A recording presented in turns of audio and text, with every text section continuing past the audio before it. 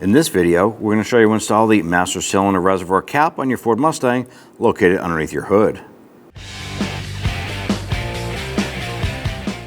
Open up the hood and locate your master cylinder reservoir.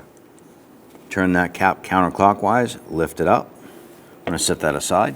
After you have the cap off, you want to go ahead and swap over the rubber boot inside here. So I'm just going to use a small pocket screwdriver, carefully get underneath the edge and pop this up.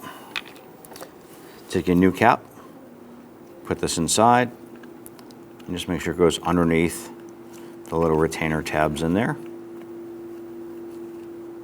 I want to do this without tearing that boot. Tuck that in all the way. I want to take that cap, line it up, twist it on clockwise until it locks into place, and you're all set. When only the best will do, demand TRQ. The only company that lets you view before you do. TRQ is committed to offering the highest quality aftermarket auto parts that are engineered for peace of mind. Thanks for using and viewing with TRQ.